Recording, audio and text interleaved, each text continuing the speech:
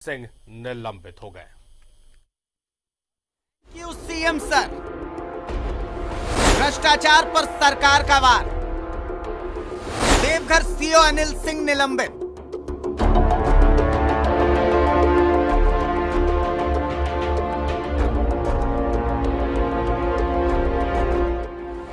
CM Hemant Soren ने दिया आदेश। हमने तो कहा था जब तक तोड़ेंगे नहीं तब तक छोड़ेंगे नहीं, और हमने तोड़ दिया। देवघर में भ्रष्टाचार का साम्राज्य। सीओ साहब, ये कहानी यहीं खत्म नहीं होगी। अभी तो आपको होटवार भी जाना है, थोड़ा इंतजार कीजिए। हमें सरकार पर भरोसा है, हमें सीएम पर भरोसा है। भ्रष्टाचारियों का किस्सा खत्म होगा, तभी आएगा अबुआ राज। खाता नंबर 119। हम लगातार खाता नंबर 119 से जुड़ी खबरें दिखा रहे हैं। आज इस खबर में एक नया डेवलपमेंट आया है, थोड़ा अजीब है। सकुचाते हुए, शर्माते हुए बता रहा है। अनीता शर्मा ने एक प्रेस कॉन्फ्रेंस का आयोजन किया। प्रेस कॉन्फ्रेंस में न्यूज़ 11 भारत आमंत्रित नहीं था, लेकिन हमने गैरत त्याग सोचा कि नहीं, हम मीडिया है, अनीता शर्मा की प्रेस कॉन्फ्रेंस कवर करना हमारा दायित्व ही नहीं, कर्तव्य भी है।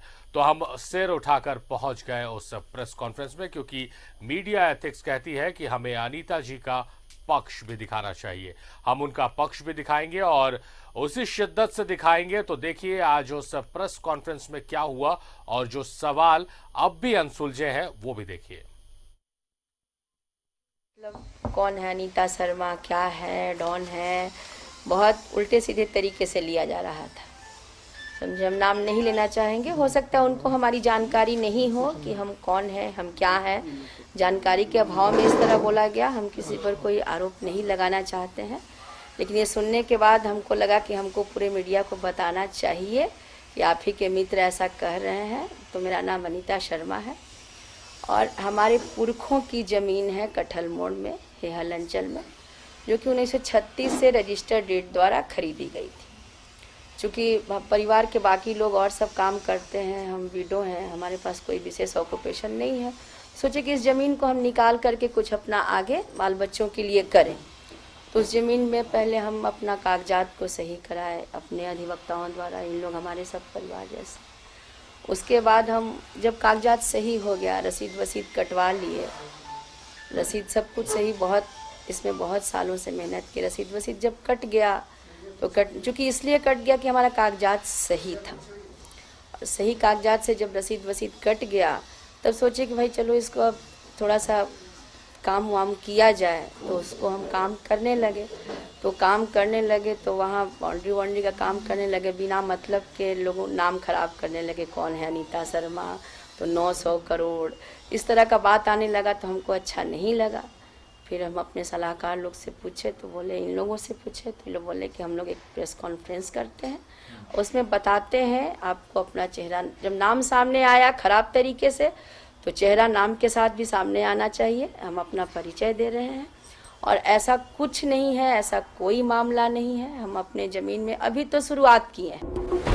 ये अनीता शर्मा हैं, इन्हें हमारे शब्दों से आपत्ति है। इनकी भावना का ख्याल रखते हुए हम उन शब्दों का प्रयोग नहीं करेंगे। अनीता शर्मा ने एक प्रेस कॉन्फ्रेंस बुलाई। प्रेस कॉन्फ्रेंस में उन्होंने अपना पक्ष रखा। सुन लीजिए उनका पक्ष। रजिस्टर्ड डीड द्वारा दादा ससुर ने खरीदी है। कुछ लोग बीच में फर्जीवाड़े तरीके से इसको खरीद बिक्री किए हैं, जिसका कि सरकार का गाइडलाइन भी निकला है कि 1146 के पहले का रजिस्टर्ड डीड है तो मान्यता होगी, 1146 के बाद का रजिस्टर्ड है तो मान्यता नहीं होगी। चूँकि हमारी 36 की डीड है, कागज़ से हम मजबूत हैं, कागज़ से हमारा ज़मीन मजबूत है, इसमें कहीं कोई परेशानी नहीं है। कुछ लोग फर्जी डीड बना दिए हैं कि वैध जी बेच दिए हैं, तो ऐसा कुछ नहीं है। ये सब चीज़ गलत है। आपकी बात से हम सहमत हुए मैडम, और हमारा सवाल फिर से वहीं पर है। सामान्य सी महिला की जमीन की रक्षा गुंडे क्यों करते हैं? हमने तो अनीता शर्मा को न्योता भी दिया। जो छोटा नागपुर के कमिश्नर प्रमंडलीय आयुक्त हैं, उनकी जांच रिपोर्ट आई 9/11/2020 को। उनकी रिपोर्ट में उनसे पहले जितनी भी रिपोर्टें थी उन रिपोर्टों को खारिज कर दिया गया। उन रिपोर्टों को खारिज करने के बाद भी 31 दिसंबर की रात में ज़मीन का रजिस्ट्री की जाती है। ज़मीन की रजिस्ट्री आपने 31 दिसंबर की रात में की है। तो जब छोटा नागपुर के कमिश्नर ने कह दिया कि इस ज़मीन पर आपका कोई अधिकार बनता नहीं है, इस ज़मीन पर गणेश साहू और दशरथ साहू के जो कागजात है वो सही है, उनके स्वीकारनामे की बात नहीं कह रहा है। अगर प्रैक्टिकल बात हो रही है तो प्रैक्टिकल बात ही होगी। तो क्योंकि इस खबर को प्रमुखता से न्यूज़ 11 भारत ने ही दिखाया, आप नाम ना लें, लेकिन हम कहते हैं कि हमने दिखाई है खबर, हमें शिकायत मिली। और जो पहला सवाल जहाँ से आपने प्रेस कॉन्फ्रेंस की शुरुआत की, अभी भी मेरा सवाल वहीं पर है कि अनीता शर्मा कौन है, क्यों? क्योंकि खाता नंबर 119 पर जब भी जाते हैं, अब तक कम से कम हमने लाइव 20 लोगों को बिठा दिया।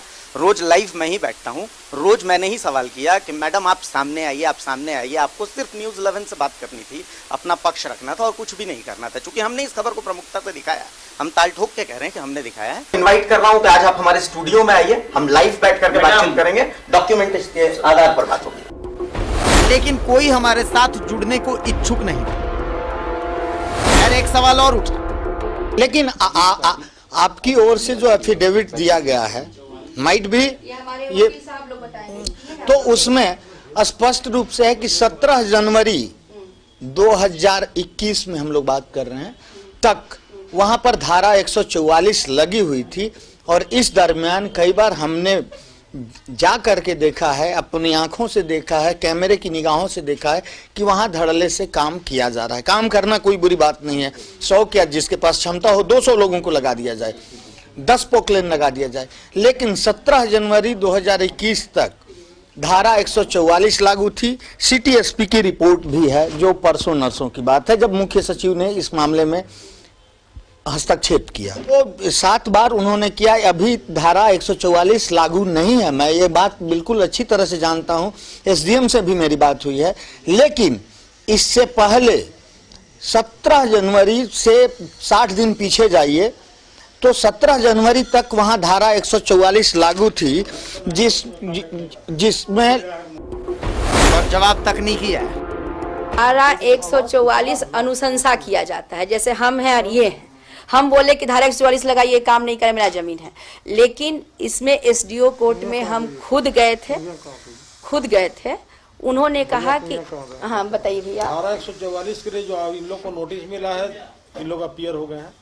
धारा 144 के लिए आवेदन हुआ है, अभी प्रोसीडिंग शुरू नहीं हुआ है। नहीं अभी जो धारा जो नहीं लगा नहीं, सुन लीजिए, 144 कोर्ट थाना नहीं लगाती है। 144 के लिए प्रेयर होता है कोर्ट में, पहले थाना कोई पावर था। अब जो है सो थाना उसके लिए कोर्ट से आदेश लेती है, या जो भी पार्टी है वो वहाँ जाते हैं और इसके लिए इनिशिएट करने के लिए वो आवेदन करते हैं। और इनिशिएट करने के लिए आवेदन किया गया है, धारा 144 स्टार्ट नहीं हुआ है, इसलिए प्रोसीडिंग 144 का नहीं चल रहा है। इतना सब कुछ हुआ, लेकिन अब भी कई सवाल अधूरे हैं। छोटा नागपुर आयुक्त के फैसले को क्या कहीं चुनौती दी गई? क्या ये मामला कोर्ट के अधीन है? अगर कोर्ट के अधीन है तो फिर जमीन की रजिस्ट्री कैसे हुई? और अगर मामला कोर्ट के अधीन नहीं है तो फिर ये जमीन तो तकनीकी रूप से अनीता शर्मा की हुई ही नहीं। तो फिर सवाल वही कि रजिस्ट्री कैसे हुई? इस जमीन का हर पीड़ित सुमन ठाकुर का नाम क्यों लेता है? कौन है सुमन ठाकुर? सुमन ठाकुर के सिर पर किस आईपीएस का हाथ है?